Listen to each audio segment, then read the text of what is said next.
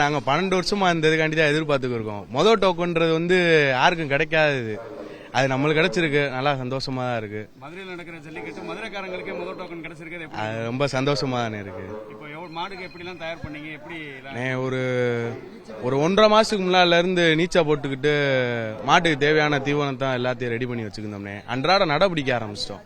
நம்ம 1 மாசத்துக்கு முன்னாடியே நடைபிடிக்க ஆரம்பிச்சிடும். அதான் நம்ம இது. வீட்டுல இருந்தாலும் சாமி கும்பிட்டு கோலாகலமா கிளம்பி வந்துருக்கு. இப்ப நம்ம கால பேரு பிள்ளையாருனே. பிள்ளையார் தான். பிள்ளையாரே முதல் பிள்ளையார் சொல்லி போட்டு தான் எதுவுமே. ஆமாண்ணே ஆமாண்ணே. இந்த வேளை பிள்ளையார் சொல்லிட்டே இறங்குறீங்க. ஆமாண்ணே. உங்க பேரு? சிவானே. பிள்ளையார் சொல்லி போட்டு முதல்ல அவனியாபுரம் ஜல்லிக்கட்டுக்கு பிள்ளையார் இறங்குறாரு. கண்டிப்பா. எவ்வளவு நாளா வளர்த்துட்டு இருக்கீங்க? இப்ப சொந்தக்காரங்க எல்லாம் ஆசீர்வாதத்தை உங்களை அனுப்பிச்சிருப்பாங்க கோயிலுக்கு. நம்ம பசங்க கிட்ட ஒரு 10 மாடு இருக்கு. எப்பவுமே பிஜி பிள்ளையார் கணேசன் பேர்ல தான் மாடு அடைப்போம். இந்த வருஷம் எங்க கூட இல்ல, அது எங்களுக்கு மிகவும் வருத்தம். இருந்தாலும் இந்த 3 ஊர்ல ஏதாவது ஒரு ஊர்ல சிறந்த பரிசு வாங்கணும்ன்றது அவரோட ஆசை. இந்த வருஷம் இல்லைனாலும் இன்னும் 2 வருஷம் 3 வருஷத்துல எப்படியாவது எடுக்கிறதுக்கு கண்டிப்பா கடவுள் புண்ணியத்துல ட்ரை பண்ணுவோம். இறங்குவோம் ஒன்றும் இல்லை. டோக்கன் கொடுத்ததுக்காக அமைச்சர் அப்பா மூர்த்தி அப்பா அவர்களுக்கும் நன்றி சொல்லுங்கள்.